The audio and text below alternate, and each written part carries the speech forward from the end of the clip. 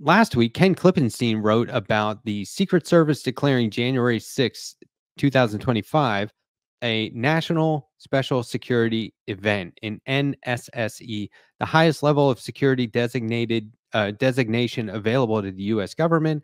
Something that's become more of a symbolic gesture, covering everything from the State of the Union address to the Super Bowl. Let me start by asking you, if Trump loses, do you think we could have another January 6th? Are they crazy enough to do that again?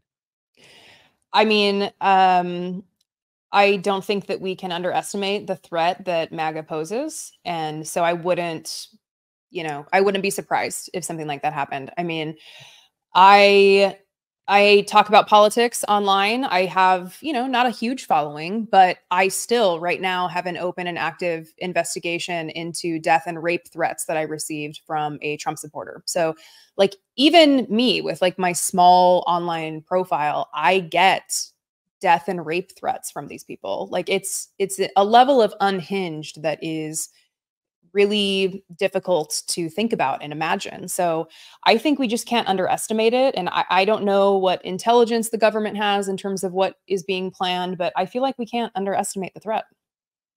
Yeah, that's a good point. I like the piece because leave it to Ken Klippenstein to always point out the angle I didn't see at first. His Substack article is called "Declaring War on the American People," which is, I thought that was kind of bold, and I was like, "What is this about?" The designation, in his words, is a naked attempt to compensate for the national security establishment's massive security failure during the Trump-Biden transition, but is also part of a broader government war on the civic life of the American people. U.S. officials won't explicitly say it, but they expect a repeat of January 6th, as well as civil unrest and violence leading to this year's election. I wish they would just say it. But since there's no specific threat, only the previous incident, which I guess is a threat, but not, no one's talking about it. I mean, they're talking about it being rigged and you should be upset about it, but they're not talking about having a rally at the Capitol again. As far as we know. That's true. It's not public. It's and you're right. I mean, they maybe investigations have caught wind of this. I don't know. But is this designation at all performative to you? Is it a sign of government overreach and maybe an overreaction by the Secret Service that could lead to more policing of average citizens and less security for members of Congress? Well, I mean, I think we know just based on reality that like it's okay to have a healthy skepticism of law enforcement. And I mean, if you True. just read the news every day, you see the like litany of ways that law enforcement fails on a daily basis, right?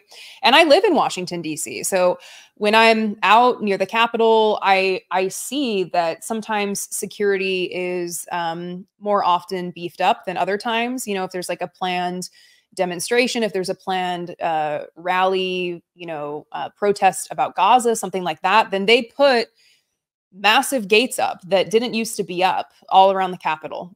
So I feel like they have certainly become more sensitive to some of these, quote unquote security threats, right? They're being more mindful of things that could happen.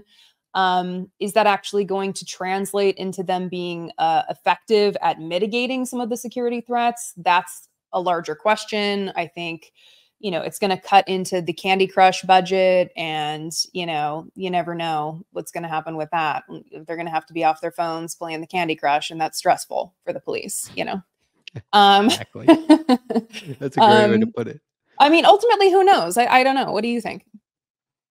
Yeah, I don't know. I think it could very well act as a deterrent, right? Making, having the Secret Service go, "Hey, we're taking this serious. We're on it this time, just in case anyone wants to try any shit." Then again, this past June, the Supreme Court limited which defendants accused of taking part in January 6th, the Capitol riot, as they called it, can be charged by federal prosecutors for obstructing Congress. So it's like, okay, you might get away with it, but there's going to be more security, but you might get away with it. And I don't know. I think it's going to be different now because Trump was claiming to still be president at the time. Right. Know what I mean? Like inauguration day hadn't taken place yet. He technically was still president. And I think that he was trying to use that to his advantage. This time, no. I mean, that's not it's not the same. It's just not. If he loses, it's Biden Harris, not Trump Harris. So I think that that makes a big difference. But I just don't want our society to turn into the current version of the New York subway where cops are all over the place shooting each other while trying to shoot at people who just didn't pay their 250 or whatever it is to get to, they're trying to ride for free. So anyway, that Mhm. I think you put it perfectly saying it's healthy to have a skepticism and maybe even a fear of police and policing and tactics and I think, unfortunately we have evidence of why we should feel that way, but I also like that journalists are skeptical and shine a light on this kind of stuff and hold them to account.